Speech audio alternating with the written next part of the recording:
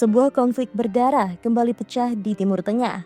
Kali ini medan perangnya bukan Gaza, bukan tepi barat, bukan pula perbatasan Israel-Lebanon, tapi Provinsi Sweida di Suriah bagian selatan.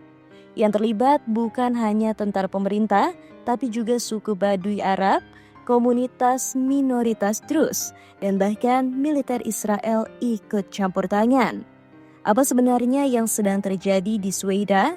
Kenapa konflik ini bisa pecah di tengah situasi Suriah yang sudah rapuh? Dan apakah gencatan senjata yang diumumkan Presiden Suriah benar-benar bisa menghentikan pertumpahan darah? Provinsi Sweida merupakan wilayah yang mayoritas penduduknya adalah komunitas Druze, sebuah kelompok etno-religius yang unik, berasal dari cabang Islam Ismailiyah, namun dengan ajaran dan identitas yang sangat tertutup. Namun sejak beberapa tahun terakhir, muncul ketegangan antara Druze dan kelompok Baduy Arab yang lebih nomaden.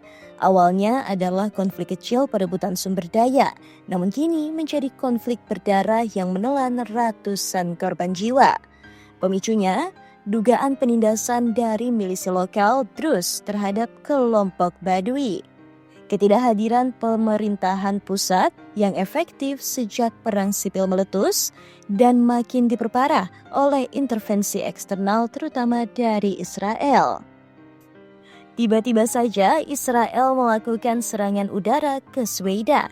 Alasannya melindungi komunitas Druze yang dianggap sebagai kerabat spiritual oleh beberapa kalangan Yahudi Druze di Israel. Tapi, apakah ini benar perlindungan atau alasan politis dan militer untuk memperluas pengaruh di Suriah Selatan? Menurut berbagai laporan, Israel menyerang beberapa posisi militer Suriah dengan dalih memperingatkan pemerintah Suriah agar tidak menekan warga Druze. Tapi ini justru memperkeruh konflik yang sudah memanas antara suku Baduy dan Druze. Sabtu 19 Juli 2025, Presiden Suriah Ahmed al-Shara mengumumkan gencatan senjata total di Provinsi Sweida. Pengumuman ini disampaikan melalui media pemerintah sana dan didukung juga oleh pernyataan Duta Besar Amerika Serikat untuk Turki, Tom Barak.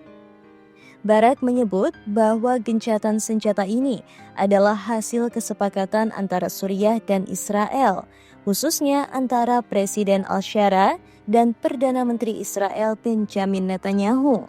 Namun di balik pengumuman itu, militer tetap dikerahkan. Pasukan keamanan Suriah masuk ke Sweida untuk melindungi warga sipil dan mengakhiri kekacauan. Menurut data dari Syrian Observatory for Human Rights, 718 orang tewas akibat konflik ini. 146 warga Druze, 246 warga sipil biasa, 287 pasukan pemerintah, 18 dari suku Baduy. Tak hanya itu, tercatat pula 3 orang Baduy dieksekusi secara langsung oleh kelompok Druze, sementara 146 dari 246 korban sipil dilaporkan tewas dieksekusi oleh pasukan pemerintah. Ini bukan sekedar perang antar suku, ini adalah kekacauan berskala nasional, dan Israel sebagai kekuatan luar ikut memanaskan situasi dengan alasan perlindungan komunitas. Konflik ini adalah gabungan dari ketegangan sektarian antara komunitas minoritas dan kelompok etnis Baduy, kekosongan kekuasaan di wilayah konflik, dan intervensi asing baik oleh milisi Iran, Rusia, dan kini Israel. Di tengah kekacauan ini, gencatan senjata tampaknya hanyalah penundaan konflik, bukan solusi.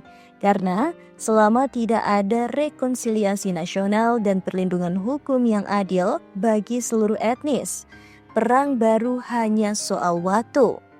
Konflik Sweida mungkin tidak sebesar Gaza di mata dunia, tapi dampaknya bisa jauh lebih menghancurkan bagi Suriah yang sedang mencoba bangkit dari perang saudara 13 tahun terakhir. Apakah ini awal dari perang sektarian baru di Suriah? Ataukah ini sinyal bahwa Israel mulai memainkan peran lebih aktif di selatan Suriah?